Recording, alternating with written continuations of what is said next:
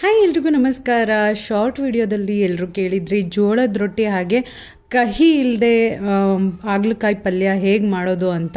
So ಅದನ್ನು ಇವತ್ತು ತೋರಿಸ್ಕೊಡ್ತಾ ಇದ್ದೀನಿ.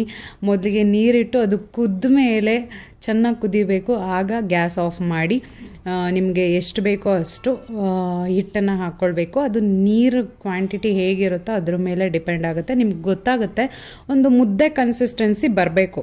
ಸೊ ಒಂದು ನೀರು ಕುಡಿಯೋ ಗ್ಲಾಸ್ ಇರುತ್ತಲ್ಲ ಅಷ್ಟು ಲೋಟ ನೀರಿಟ್ಟರೆ ನಿಮಗೆ 10-15 ರೊಟ್ಟಿ ಆಗುತ್ತೆ ನಿಮಗೆ. ಸೊ ಫಸ್ಟಿಗೆ ಏಪ್ರೋನ್ ಹಾಕ್ಕೊಳ್ತೀನಿ, ಕುಕ್ಕಿಂಗ್ ಏಪ್ರೋನ್, ಬಿಕಾಸ್ ಹಿಟ್ಟೆಲ್ಲ ಮೈ ಮೇಲೆ ಆಗುತ್ತೆ ಉದ್ದವಾಗ. ಹಾಗಾಗಿ ಮೇನ್ ಇಂಪಾರ್ಟೆಂಟ್, ನೀವು ಈ ಜೋಳದ ರೊಟ್ಟಿ ಮಾಡೋವಾಗ ಚೆನ್ನಾಗಿ ನಾದ್ಕೋಬೇಕು. ಸೊ ಈ ರೀತಿ ನಾದ್ಕೊಳ್ಳೋದ್ರಿಂದನೇ ರೊಟ್ಟಿ ತುಂಬ ಚೆನ್ನಾಗಿ ಬರುತ್ತೆ. ಸೊ ಮಾಮೂಲಿ ನಾವು ಚಪಾತಿ ಹಿಟ್ಟು ಕಲಿಸ್ತೀವಲ್ಲ ಅದು ಈಸಿಯಾಗಿ ಕಲಿಸ್ಬಿಡ್ಬೋದು, ಬಟ್ ಇದು ತುಂಬ ಈಸಿನೇ, ನೀವು ಒಂದು ಸರಿ ಕಲಿಯೋವರೆಗೂ ಅಷ್ಟೇ. ಸೊ ಈ ರೀತಿ ಕೈಯಲ್ಲಿ ಚೆನ್ನಾಗಿ ನಾದ್ಕೋಬೇಕು. ನಾನು ಹೇಗೆ ತೋರಿಸ್ತಿದ್ದೀನೋ ಅದೇ ರೀತಿ ನಾದ್ಕೊಳ್ಳಿ. ಸೊ ಆವಾಗ ನಿಮಗೆ ರೊಟ್ಟಿ ತುಂಬ ಚೆನ್ನಾಗಿ ಹೂವು ಹೇಗಿರುತ್ತೋ ಅಷ್ಟು ಮೃದುವಾಗಿ ರೊಟ್ಟಿ ಆಗುತ್ತೆ. ಸ್ವಲ್ಪನೇ ಹಿಟ್ಟನ್ನು ಹಾಕ್ಕೊಂಡು ನೀವು ಈ ರೀತಿ ನಾದ್ಕೋಬೇಕಾಗುತ್ತೆ. ಚಪಾತಿ ಹಿಟ್ಟಿನ ಕನ್ಸಿಸ್ಟೆನ್ಸಿ ಬರಬೇಕು. ನೋಡಿ, ನನ್ನ ಕೈಯಲ್ಲಿ ಈ ಹಿಟ್ಟನ್ನು ನೋಡ್ತಾ ಇದ್ದರೆ ನಿಮಗೆ ಗೊತ್ತಾಗುತ್ತೆ ನಾವು ಚಪಾತಿ ಹಿಟ್ಟು ಹೇಗೆ ಕಲಸಿರ್ತೀವೋ ಅದೇ ರೀತಿ ಕಾಣಿಸ್ತಾ ಇದೆ ಅಲ್ವಾ. ಸೊ ಇದನ್ನು ಉರುಳಿಗಳನ್ನು ಮಾಡಿಕೊಂಡು, ಹಾಗೆ ಇದನ್ನೇನು ಎತ್ತಿಡೋ ಆಗಿಲ್ಲ. ಈ ರೀತಿ ಹಿಟ್ಟನ್ನು ಕಲಿಸ್ಕೊಂಡು ತಕ್ಷಣವೇ ನೀವು ರೊಟ್ಟಿನ ಉದ್ದಕ್ಕೆ ಶುರು ಮಾಡಿಬಿಡ್ಬೇಕಿಲ್ಲ ಅಂದರೆ ಗಟ್ಟಿ ಆಗಿಬಿಡುತ್ತೆ, ರೊಟ್ಟಿನ ಉದ್ದೋದಕ್ಕೆ ಆಗೋದಿಲ್ಲ. ಸೊ ನಾನು ರೊಟ್ಟಿನ ತಟ್ಟೋಲ್ಲ, ಈ ರೀತಿಯೇ ಲತುಡಿಯಲ್ಲಿ ನಾದ್ಕೊಳ್ತೀನಿ. ಸೊ ನೀವು ಇದೇ ರೀತಿ ಈಸಿಯಾಗಿ ಮಾಡ್ಕೊಳ್ಬೋದು. ಹಾಗೆ ರೊಟ್ಟಿ ಉದ್ದೋವಾಗ ತುಂಬ ಪ್ರೆಷರ್ ಹಾಕಬೇಡಿ, ಸ್ಮೂತಾಗೇ ಉದ್ದಿ. ನಾವು ತುಂಬ ಪ್ರೆಷರ್ ಹಾಕಿ ಉದ್ದಿದ್ರೆ ಏನು ರೊಟ್ಟಿ ಅರ್ಧೋಗುತ್ತೆ, ಆಮೇಲೆ ನೀಟಾಗಿ ಬರಲ್ಲ. ಸಾಫ್ಟಾಗಿ ಹಗುರವಾಗಿ ಉದ್ದಬೇಕು, ಆಗ ನಿಮಗೆ ರೊಟ್ಟಿ ನೀಟಾಗಿ ಬಂದೇ ಬರುತ್ತೆ. ಸೊ ತುಂಬ ಜನ ಕೇಳಿದ್ರಿ ರೊಟ್ಟಿ ಮಾಡೋದು ತೋರಿಸಿ, ನಮಗೆ ಬರಲ್ಲ ಅಂತ. ಬಟ್ ನೀವು ಈ ರೀತಿ ಮನೇಲಿ ಟ್ರೈ ಮಾಡೋವಾಗ ಒಂದು ಸರಿ ಕೆಟ್ಟೋದ್ರೆ ನೀವು ತಲೆ ಕೆಡಿಸ್ಕೋಬೇಡಿ, 1-2 ಸರಿ ಪ್ರಯತ್ನ ಮಾಡಿ, ಖಂಡಿತವಾಗ್ಲೂ ಬಂದೇ ಬರುತ್ತೆ. ಈ ರೀತಿ ರೊಟ್ಟಿನ ಮೇಲೆ ಹಾಕ್ಕೊಂಡು ಕಾಟನ್ ಬಟ್ಟೆಯಲ್ಲಿ ನೀರನ್ನು ಈ ರೀತಿ ಹಚ್ಚಬೇಕಾಗತ್ತೆ. ರೊಟ್ಟಿಗೆ ನೀರು ಹಚ್ಚಿದ ಮೇಲೆ ನೀವು ತಕ್ಷಣವೇ ತಿರುವಾಕಬಾರ್ದು, ಹಾಗೆ ತುಂಬ ಹೊತ್ತೂ ಬಿಡಬಾರ್ದು. ಆ ನೀರು ಮೇಲೆ ಹಚ್ಚಿರುವಂಥ ನೀರು ಆರುತ್ತೆ, ಆವಾಗ ಗೊತ್ತಾಗುತ್ತೆ ನಿಮಗೆ. ಆ ತಕ್ಷಣವೇ ನೀವು ತಿರುಗಿಸಿ ರೊಟ್ಟಿನ ರೊಟೇಟ್ ಮಾಡಬೇಕು. ಈ ರೀತಿ ನಾನು ತೋರಿಸ್ತಾ ಇದ್ದೀನಿ, ನಿಮ್ಗೆ ಅರ್ಥ ಆಗ್ತಿರುತ್ತೆ ಅನಿಸುತ್ತೆ. ತುಂಬ ಎಕ್ಸ್ಪ್ಲೈನ್ ಮಾಡೋದಕ್ಕೆ ನಂಗೆ ಅಷ್ಟು ಗೊತ್ತಾಗ್ತಾ ಇಲ್ಲ. ಸೊ ಒಂದು ಬಟ್ಟೆ ತೊಗೊಂಡು ಈ ರೀತಿ ಪ್ರೆಸ್ ಮಾಡಿದ್ರೆ ಪೂರಿ ಥರ ಊದ್ಕೊಳ್ಳುತ್ತೆ ರೊಟ್ಟಿ. ಸೊ ಎಷ್ಟು ಚೆನ್ನಾಗಾಗುತ್ತೆ. ಆರೋಗ್ಯಕರವಾಗಿ ನೀವು ಮನೆಯಲ್ಲಿ ಈ ರೀತಿಯಾದಂತಹ ಅಡುಗೆಗಳನ್ನ ಮಾಡ್ಕೊಂಡು ತಿನ್ನಿ ಅಂತ ನಾನು ಹೇಳ್ತೀನಿ. ರೊಟ್ಟಿಗೆ ಕಾಂಬಿನೇಷನ್ನಾಗಿ ನಾನು ಹಾಗಲಕಾಯಿ ಪಲ್ಯ ಮಾಡಿದ್ದೀನಿ. ಹಾಗಲಕಾಯಿ ಹೆಸರು ಕೇಳಿದ್ರೇ ಕೆಲವ್ರಿಗೆ ಒಂಥರ ಆಗಿರುತ್ತೆ, ಯಪ್ಪ ಕಹಿ ಇರುತ್ತೆ, ಆ ಹಾಗಲಕಾಯಿ ಪಲ್ಯ ಹೇಗೆ ತಿನ್ನೋಕ್ಕಾಗುತ್ತೆ ಅಂತ. ಬಟ್ ಒಂದು ಚೂರು ಕಹಿ ಇಲ್ಲದೆ ನಾನು ಹಾಗಲಕಾಯಿ ಪಲ್ಯ ಮಾಡ್ತೀನಿ. ಅದರ ರೆಸಿಪಿನೂ ಈ ವಿಡಿಯೋ ಎಂಡಲ್ಲಿ ತೋರಿಸಿದ್ದೀನಿ, ವಿಡಿಯೋ ಸ್ಕಿಪ್ ಮಾಡದೆ ನೋಡಿ.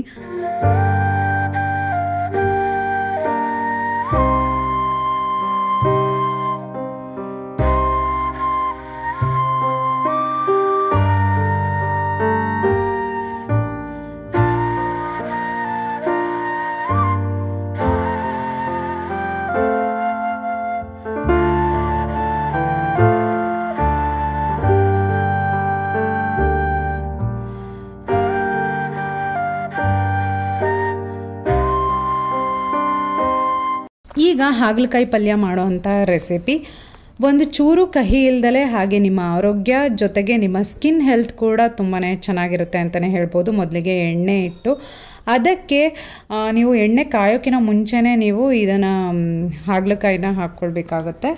ಹಾಗಲಕಾಯಿನ ಉಪ್ಪು ನೀರಲ್ಲಿ ಚೆನ್ನಾಗಿ ತೊಳೆದು ಇಟ್ಕೊಂಡಿದ್ದೀನಿ ನಾನು.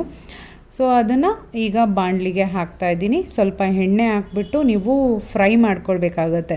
ಇದು ಪಲ್ಯ ಮಾಡೋಕ್ಕಿಂತ ಮುಂಚೆ ನಾವು ಹೇಗೆ ಬೆಂಡೆಕಾಯಿ ಎಲ್ಲ ಫ್ರೈ ಮಾಡ್ತೀವಲ್ವ, ಅದೇ ರೀತಿ ಈ ಹಾಗಲಕಾಯಿನ ಫ್ರೈ ಮಾಡ್ಕೊಳ್ಬೇಕು. ಚೆನ್ನಾಗಿ ಫ್ರೈ ಮಾಡ್ಕೊಳ್ಬೇಕು. ಸುಮ್ಮನೆ ಹಿಂಗೆ ಇಟ್ಬಿಟ್ಟು ನೀವು ಫ್ರೈ ಮಾಡೋದಲ್ಲ, ಇಟ್ಬಿಟ್ಟು ತೆಗೆದು ಬಿಡಬೇಡಿ ತಕ್ಷಣವೇ. ನಾನು ತೋರಿಸಿದ್ದೀನಿ ಹೇಗೆ ಮಾಡೋದು, ಕಂಪ್ಲೀಟಾಗಿ ನೋಡಿ. ಆಗ ಕಹಿ ಇಲ್ದಲೇ ನೀವು ಹಾಗಲಕಾಯಿ ಪಲ್ಯನ ಮಾಡ್ಕೊಂಡು ತಿನ್ಬೋದು. ಸೊ ಈ ರೀತಿ ರೋಸ್ಟ್ ಆಗಬೇಕು. ಇದಿನ್ನೂ ಅಷ್ಟೊಂದು ಆಗಿಲ್ಲ, ಚೆನ್ನಾಗಿ ರೋಸ್ಟ್ ಆಗಬೇಕು. ನೋಡ್ತಾ ಇರಿ ಹೇಗೆ ರೋಸ್ಟ್ ಆಗುತ್ತೆ ಅಂತ. ಮೇಯ್ನ್ ಇಂಪಾರ್ಟೆಂಟ್ ಹಾಗಲಕಾಯಿ ಪಲ್ಯ ಮಾಡೋದಕ್ಕೆ ನೋಡಿ, ಇದು ಚೆನ್ನಾಗಿ ರೋಸ್ಟ್ ಆಗಿದೆ. ಇದು ಹೇಗೆ ರೋಸ್ಟ್ ಆಗುತ್ತೋ ಅಷ್ಟೇ ಚೆನ್ನಾಗಿ ನಿಮಗೆ ಹಾಗಲಕಾಯಿ ಪಲ್ಯ ತುಂಬ ಟೇಸ್ಟಿಯಾಗಿ ಆಗಿರುತ್ತೆ. ಈಗ ಈ ರೋಸ್ಟ್ ಮಾಡಿರುವಂತಹ ಹಾಗಲಕಾಯಿನ ತೆಗೆದಿಟ್ಕೊಳ್ತಾ ಇದ್ದೀನಿ. ಮತ್ತು ಬಾಣಲಿಗೆ ಎಣ್ಣೆ ಹಾಕಿ ಅದಕ್ಕೆ ಸಾಸಿವೆ ಜೀರಿಗೆ ಹಾಕ್ಕೊಳ್ತೀನಿ. ಮಾಮೂಲಿ ನೀವು ಎಲ್ಲ ಥರ ಪಲ್ಯ ಮಾಡ್ಕೊಳ್ತೀರಲ್ಲ ಅದೇ ರೀತಿ. ಜೊತೆಗೆ ಈರುಳ್ಳಿಯನ್ನು ಹಾಕ್ಕೊಂಡು ಅದು ಕೂಡ ಚೆನ್ನಾಗಿ ಫ್ರೈ ಆಗಬೇಕು. ಈರುಳ್ಳಿ ಚೆನ್ನಾಗಿ ಫ್ರೈ ಆಗಬೇಕು. ಹಾಗೆ ಹುರಿದಿಟ್ಕೊಂಡಿರುವಂತಹ ಹಾಗಲಕಾಯಿನ ಈರುಳ್ಳಿ ಫ್ರೈ ಆದ ತಕ್ಷಣವೇ ಹಾಕ್ಕೊಳ್ಬೇಕಾಗತ್ತೆ. ಇಲ್ಲೂ ಒಂದು ಸ್ವಲ್ಪ ಅದು ಎಣ್ಣೆಲಿ ಫ್ರೈ ಆಗಬೇಕು. ಈ ರೀತಿ ಮಾಡೋದ್ರಿಂದನೇ ಮೇನ್ ಇಂಪಾರ್ಟೆಂಟಾಗಿ ಕಹಿ ಬರಲ್ಲ, ಚೆನ್ನಾಗಿ ಫ್ರೈ ಆಗೋದ್ರಿಂದ. ಹಾಗೆ ಟೊಮೊಟೊ ಮತ್ತು ಹಸಿಮೆಣ್ಸಿಕಾಯಿನೂ ಆ್ಯಡ್ ಮಾಡ್ಕೊಳ್ಳಿ. ಕಲ್ಲುಪ್ಪನ್ನು ನಾನು ಜಾಸ್ತಿ ಯೂಸ್ ಮಾಡ್ತೀನಿ ಅಡುಗೆಗಳಿಗೆ. ಹಾಗೆ ಹುಣಸೆ ಹಣ್ಣನ್ನು ನಾನು ಕಲಸಿಟ್ಕೊಂಡಿದ್ದೀನಿ. ಹುಣಸೆ ಹಣ್ಣಿನ ನೀರನ್ನು ಹಾಕಬೇಕಾಗತ್ತೆ. ಸ್ವಲ್ಪ ಹಾಕಿದ್ರೆ ಸಾಕು. 1 ಸ್ಪೂನ್ ಅರಿಶಿನ ಆ್ಯಡ್ ಮಾಡ್ಕೊಳ್ತಾ ಇದ್ದೀನಿ. ಹಾಗೆ 1 ಗ್ಲಾಸ್ ನೀರನ್ನು ಆ್ಯಡ್ ಮಾಡ್ತಾ ಇದ್ದೀನಿ.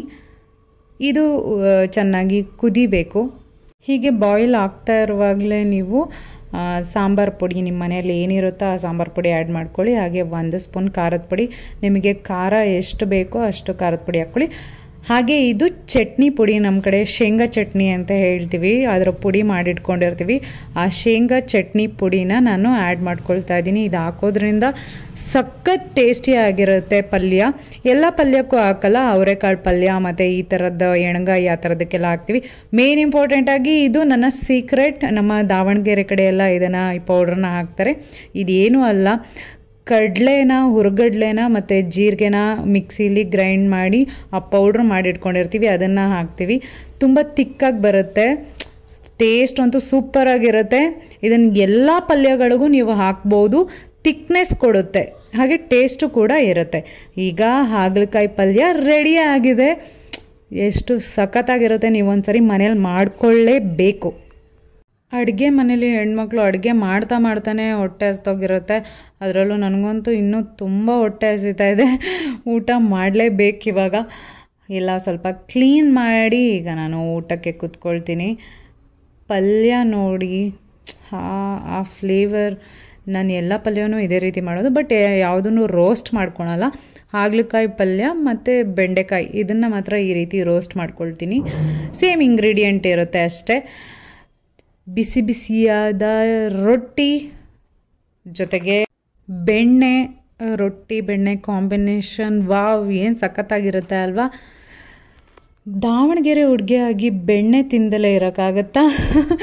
ಸೊ ಹಾಗಲಕಾಯಿ ಪಲ್ಯ, ಸೌತೆಕಾಯಿ, ಈರುಳ್ಳಿ, ಕ್ಯಾರೆಟು ಸೈಡ್ಸಿಗೆ ನೆಂಚ್ಕೊಂಡು ತಿಂತಾ ಇದ್ದರೆ ವಾವ್, ಸೂಪರಾಗಿರುತ್ತೆ ನೋಡಿ. 2 ಬೆರಳಲ್ಲಿ ತುಂಡಾಗುತ್ತೆ ಈ ಒಂದು ರೊಟ್ಟಿ. ಸೊ ಅಷ್ಟು ಸಾಫ್ಟಾಗಿರುತ್ತೆ. ಈ ರೀತಿ ಮನೆಯಲ್ಲಿ ಮಾಡ್ಕೊಂಡು ತಿನ್ನಿ. ದಯವಿಟ್ಟು ಹೊರಗಡೆ ತಿನ್ನಲೇಬೇಡಿ ಅಂತ ಹೇಳಲ್ಲ, ಆದಷ್ಟು ಹೊರಗಡೆ ಕಮ್ಮಿ ಮಾಡಿ ಮನೆಯಲ್ಲಿ ಈ ರೀತಿಯಾಗಿ ಆರೋಗ್ಯಕರವಾಗಿ ಮಾಡ್ಕೊಂಡು ತಿನ್ನಿ.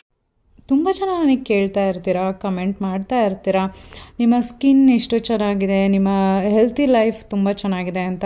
ನಮ್ಮ ಹೆಲ್ತಿ ಲೈಫಿಗೆ ನಾವಿಷ್ಟೆಲ್ಲ ಮಾಡಲೇಬೇಕಾಗತ್ತೆ. ಸೊ ಈ ರೀತಿಯಾದಂತಹ ರೆಸಿಪಿಗಳನ್ನ, ಅಡುಗೆನ ರುಚಿಯಾಗಿ ಮನೆಯಲ್ಲೇ ಮಾಡ್ಕೊಂಡು ತಿನ್ನೋದ್ರಿಂದ ನಿಮ್ಮ ಸ್ಕಿನ್ ಹಾಗೆ ಬಾಡಿ ಹೆಲ್ತ್ ಕೂಡ ತುಂಬಾ ಸೂಪರಾಗಿರುತ್ತೆ ಅಂತಲೇ ಹೇಳ್ಬೋದು. ನಾನಂತೂ ತಟ್ಟೆಯಲ್ಲಿ ಒಂದು ಹಗಳು ಕೂಡ ಬಿಡೋಲ್ಲ, ನಾನು ಹಿಂಗೇ ತಿನ್ನೋದು ಯಾವಾಗಲೂ ಅಷ್ಟೇ.